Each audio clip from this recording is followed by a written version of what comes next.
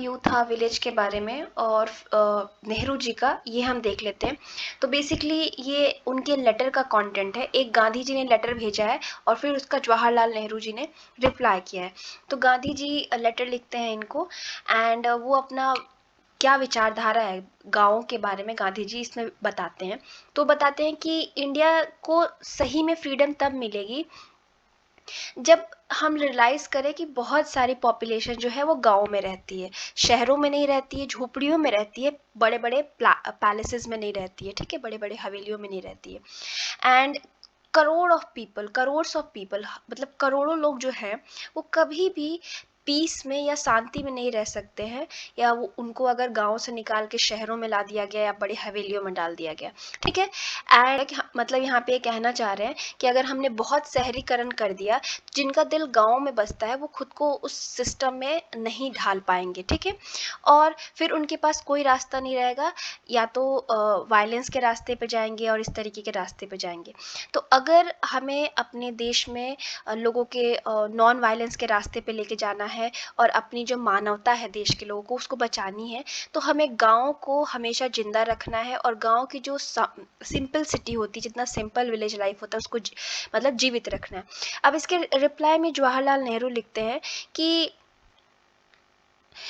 इस पूरे आइडिया का जो गांधी जी ने लेटर लिखा था उनका, उसका रिप्लाई करते हुए नेहरू जी बोलते हैं कि इस लेटर में आप ये बेसिकली कहना चाहते हैं कि एक समाज जो है वो किस प्रकार से मतलब खुश रहेगा, या समाज जो है वो अपने आप में कंटेंट कैसे रहेगा, ठीक है? एक समाज अपने आप में किस तरीके से खुशी या शांति को अचीव करेगा, ठीक है? ये बोलते हैं कि मैं ये बात नहीं समझ पा रहा नेहरू जी कि किस तरीके से गाँव में ही सिर्फ ट्रुथ और नॉन वायलेंस है और जगह नहीं है। अगर नॉर्मली हम गाँव का आइडिया देखें तो क्या होता है, गाँव में ज़्यादातर बैकवर्ड लोग होते हैं, ठीक है, जो उतने इंटेलिजेंट नहीं होते हैं। और अगर मान लीजिए कि गाँव में एकदम बैकवर्ड एक तरीके की मतलब पुरानी विचारधारा और इस तरीके का इन्वायरमेंट रहा, तो किस तरीके से भारत में मॉडर्निटी आएगी या किस तरीके से भारत विकसित होगा, ठीक है? और ऐसा हमने देखा है जो नैरो माइंडेड लोग होते हैं वो ज़्यादातर वायलेंट हो जाते हैं और इस तरीके की चीज़ें करते हैं। तो ये दो उन लोगों के लेटर के बीच का आइडिया है, ठीक है? उसके बाद बहुत सारा विलेज स्टडीज़ होना शुरू हो गया, सोशल एंथ्रोपोलॉजिस्ट वगैरह बहुत स्टडी करने लगे। और सिर्फ सोशल एंथ्रोपोलॉजिस्ट या सोशलॉजिस्ट ही नहीं, पॉलिटिकल साइंस के स्टूडेंट या पॉलिटिकल साइंटिस्ट, हिस्टोरियंस, इकोनॉमिस्ट, सब लोग स्टडी करने लगे विलेज को, ठीक है? एंड बहुत सारी स्टडीज़ ऐसा नहीं थी कि जर्नल स्टडीज़ थी, बहुत सारी स्टडीज़ स्पेसिफिक भी थी। यानी लोग गाँव का सोशल स्ट्रक्चर किस तरीके से काम करता है, गाँव में भेदभाव या स्ट्रैटिफिकेशन किस तरीके का है, किनशिप यानी संबंध कैसा है गाँव में, रिलीजन कैसा है, ये सब स्टडी करने लगे, ठीक है? तो अब यहाँ पे जनरली एंथ्रोपोलॉजिस्ट करते क्या थे, तो वो एक मिडिल साइज का विलेज चूज करते थे, मतलब जहाँ पे बहुत कम जनसंख्या भी ना हो और बहुत ज़्यादा भी ना हो, ठीक है? बहुत ज़्यादा होगी तो करने में डिफ़िकल्ट होगा स्टडी, और बहुत कम होगी तो फिर हमको बहुत मतलब डेटा नहीं मिल पाएगा जिसको हम एनालाइज करें। तो एक गांव, मिडिल साइज़ के गांव को चूज़ किया और वहाँ पे वो अपना फील्ड वर्क करते थे। उस कम्युनिटी के साथ वो लोग लंबे टाइम तक 2 साल तक 1 साल तक रहते थे, और फिर जब वो 2 साल के बाद वहाँ से बाहर आते, तो वहाँ का सामाजिक सांस्कृतिक सब कुछ जो आइडियाज़ हैं उनको लेके आते कि वहाँ के गाँव के लोग कैसे रह रहे हैं, ठीक है? और ज़्यादातर ये एंथ्रोपोलॉजिस्ट जो यूज़ करते हैं वो पार्टिसिपेंट ऑब्जर्वेशन जो एक तरीका होता है उसको यूज़ करते हैं। बेसिकली इस तरीके में क्या होता है कि जो रिसर्चर होता है ना, वो डे टू डे लाइफ में अपने सब्जेक्ट्स को देखता है। तो ये लोग क्या कर रहे हैं, गाँव में गए तो गाँव तो इनके स्टडी का प्लेस है, और सब्जेक्ट क्यों कौन हो गए, उनके गाँव में जो भी लोग रह रहे हैं ना, गाँव के जो निवासी हैं वो इनके सब्जेक्ट हो गए। तो इनको उनको ऑब्जर्वेशन करना, ठीक है, कि किस तरीके से वो लोग रह रहे हैं, और बिल्कुल उनको छेड़ना नहीं उनके नॉर्मल लाइफ की तरह। तो ये तरीका ये लोग यूज़ करते थे, ये आप लिख सकते हैं। उसके बाद के तौर में भी ये यूज़ हुआ था पार्टिसिपेंट ऑब्जर्वेशन, और बाद में भी यूज़ होता रहा। बेटेल हैं वो बताते हैं कि ज़्यादातर ट्राइबल की स्टडीज़ हुई, मतलब एंथ्रोपोलॉजी ज़्यादातर ट्राइबल की स्टडी करता है, सोशियोलॉजी ज़्यादा विलेज की स्टडी करता है, बट ऐसा नहीं है, सोशल एंथ्रोपोलॉजी थोड़ा विलेज की स्टडी भी कर लेता है, ठीक है? तो सोशल एंथ्रोपोलॉजिस्ट जो थे वो फील्ड वर्क पे सबसे पहले ज़्यादा ट्रस्ट करते थे, और जो स्टैंडर्ड किस तरीके का फील्ड वर्क होना चाहिए उसके बारे में आइडिया मिलनॉस्की ने दिया है, और उनके ही जो स्टूडेंट्स रहे लंदन स्कूल ऑफ इकोनॉमिक्स के, उन लोगों ने ही दिया 20s 30s और 40s में, ठीक है। एंड एक प्रोफेशनल एंथ्रोपोलॉजिस्ट जो है वो वही तरीके को ज़्यादातर फॉलो करते हैं। मिलनॉस्की काफ़ी अच्छा एक आइडिया देते हैं उसके बारे में। हमें देखने को मिलता है कि जो ये सोशल एंथ्रोपोलॉजिस्ट होते हैं वो ट्रेडिशनल सोशल ऑर्डर यानी समाज में, गांव में परंपरा के हिसाब से जो सिस्टम चलता है और किस तरीके से इसमें बदलाव आ रहा है या किस तरीके से ये काम कर रहा है, उसके बारे में बहुत ही अच्छा विवरण या बहुत अच्छे से उसका डिटेल या डिस्क्रिप्शन हमें देखने को मिल जाता है इन लोगों की स्टडीज़ में, ठीक है। बहुत सारे मोनोग्राफ आते हैं, बहुत सारे आर्टिकल्स आते हैं, रिसर्च आर्टिकल्स आते हैं सोशलॉजिस्ट और सोशल एंथ्रोपोलॉजिस्ट द्वारा, ठीक है। और इनमें मजुमदार की, लेविस की, बहुत सारे लोगों की स्टडीज़ होती हैं। दिल्ली के आसपास भी ये लोग स्टडी करते हैं। उसके बाद ये लोग स्टडी करते हैं और उनको पता मतलब कोशिश करते हैं स्टडी के साथ एक सॉल्यूशन ढूंढने की कि गांव वालों को उस टाइम पे क्या नीड होती है, गांव वाले क्या चाहते हैं। तो हमें देखने को मिलता है कि हाउसिंग की समस्या होती है गांव में जब हमें आज़ादी मिली होती है, एजुकेशन, हेल्थ की। उसके बाद लैंड को लेके हमारे यहाँ पे बहुत कन्फ्यूज़न रहता है उस टाइम पे, उसके लिए भी एक लॉ चाहिए। और बहुत सारे गवर्नमेंट स्पॉन्सर्ड जो पंचायत वगैरह होते हैं उनकी स्टडी कैसे हुई या क्रिएट कैसे हुआ, इन सब बहुत सारी मतलब गांव की समस्याओं को स्टडी करने सोशोलॉजिस्ट और एंथ्रोपोलॉजिस्ट स्टडी करते हैं। उसके बाद लेविस जो होते हैं उनको अपॉइंट किया होता है फोर्ड फाउंडेशन ने, ठीक है, इंडिया में। इनका काम क्या होता है कि इवैल्यूएशन करना कि प्लानिंग कमीशन जो है वो किस तरीके से गाँव में एक रिकंस्ट्रक्शन का प्रोग्राम लॉन्च कर सकती है। मान लीजिए कि गाँव उस टाइम पे बहुत अच्छे स्थिति में नहीं थे, जैसे मैंने ऊपर ही बात की कि हर चीज़ की ज़रूरत थी, एजुकेशन से लेके हेल्थ, तो उस चीज़ों को देखने का कि किस तरीके से काम किया जा सकता है।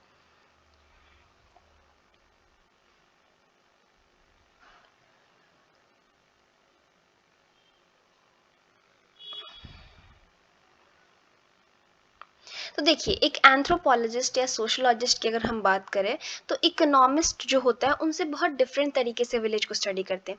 जब इकोनॉमिस्ट स्टडी करने जाएगा विलेज का तो वो देखिएगा कि भाई वहाँ पे जो अर्थव्यवस्था है वो किस तरीके से काम कर रही है, कितने लोग कृषि पर डिपेंडेंट है, कितने लोगों को कामों की ज़रूरत है, इस टाइप की चीज़ें। लेकिन जब एंथ्रोपोलॉजिस्ट और सोशोलॉजिस्ट स्टडी करते हैं तो वो स्टडी करते हैं कि किस तरीके से वहाँ की संस्कृति है, किस तरीके से संस्कृति में के अंदर लोग ढले हुए हैं, किस तरीके का जीवन शैली है लोगों का, और किस तरीके से जो उनकी जीवन शैली है और उनकी अर्थव्यवस्था है वो एक दूसरे से कनेक्टेड है, ठीक है।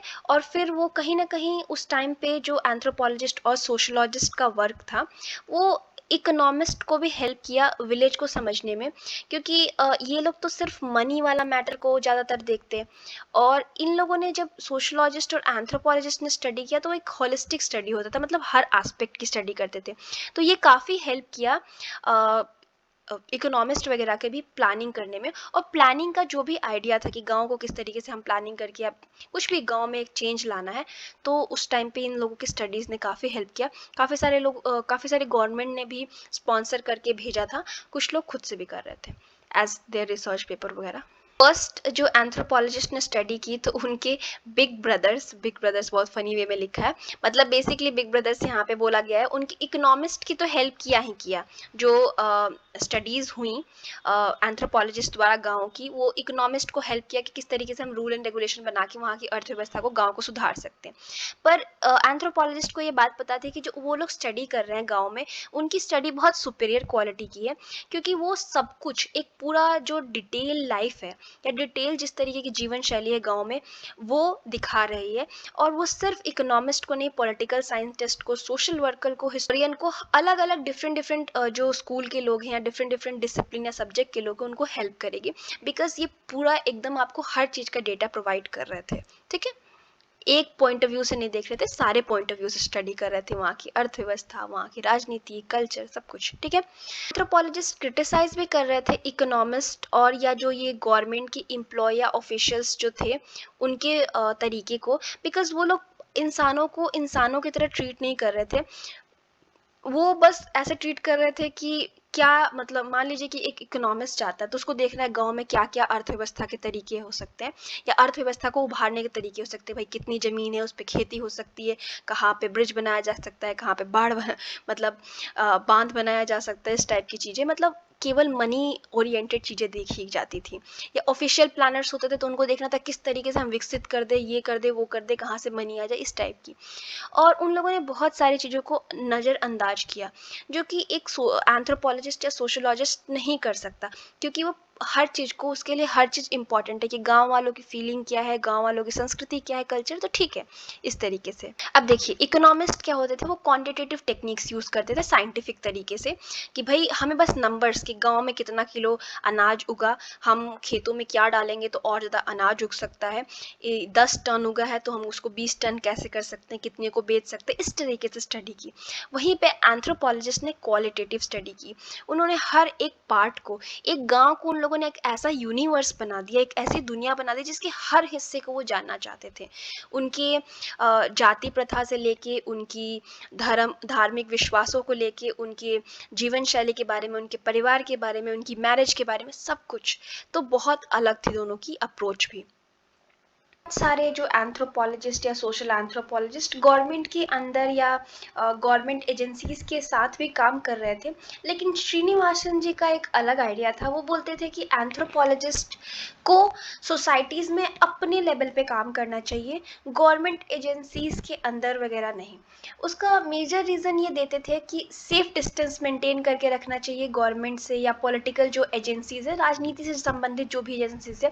बिकॉज इकोनॉमिक्स की अगर हम बात करें तो बहुत ही अप्लाइड साइंस है, मतलब उसमें थ्योरीज हैं कि गांव में पानी की कमी है, चाहे गांव में 10 टन हो रहा है तो उसको हम 20 टन कैसे करें, मतलब वो बहुत ही अप्लाइड साइंस है, बहुत साइंटिफिक है। पर सोशल एंथ्रोपोलॉजी में हम कल्चर और इस टाइप की चीज़ें बात कर रहे हैं, उसको हम किस तरीके से अप्लाइड साइंस बनाएंगे, ये डिफ़िकल्टी है। तो इस बात को समझते हुए बोलते हैं कि जो सोशल एंथ्रोपोलॉजिस्ट है उनको थोड़ा गवर्नमेंट से या पॉलिटिकल एजेंसी से दूरी ही बना के रखना चाहिए।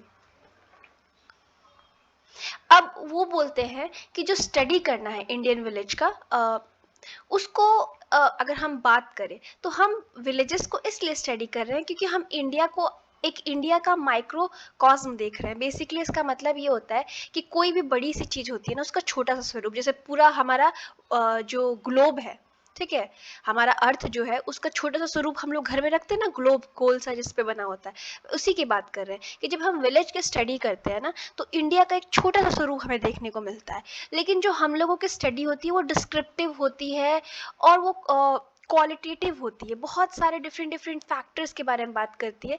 लेकिन वहीं अगर बात किया जाए इकोनॉमिस्ट वगैरह की, जो पॉलिसीज़ बनाने के लिए कि सरकार की नीतियाँ कैसे होगी करते हैं, तो वो फैक्ट्स और नंबर वगैरह के बारे में ज़्यादा बात करते हैं, ठीक है, तो इस वजह से।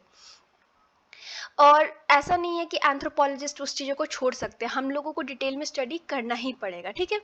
50s और 60s की अगर हम बात करें, जब हम स्टडीज़ कर रहे थे, तो स्टडी करने का एक और इम्पॉर्टेंट रीज़न श्रीनिवास जी देते हैं कि देखिए अभी जो सोसाइटी है फिर भी वो बहुत हद तक जैसी पुरानी इंडियन सोसाइटी थी या पुराना इंडियन गांव था वैसे ही है।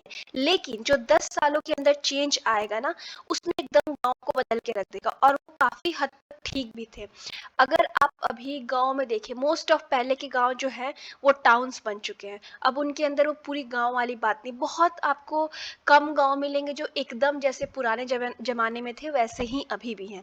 तो इस वजह से वो लोग ज़्यादा से ज़्यादा जल्दी से जल्दी सब कुछ रिकॉर्ड कर लेना चाहते थे, सब स्टडी कर लेना चाहते थे, सारी परंपराओं को, सामाजिक स्थिति को समझ लेना चाहते थे, बिकॉज कहीं लेट ना हो जाए, मतलब ऐसा ना हो जाए कि ये जो समाज है वो बिल्कुल बदल जाए, बिकॉज इंडिया आज़ाद हुआ था उस टाइम पे, और अभी हम बहुत पिछड़े हुए थे।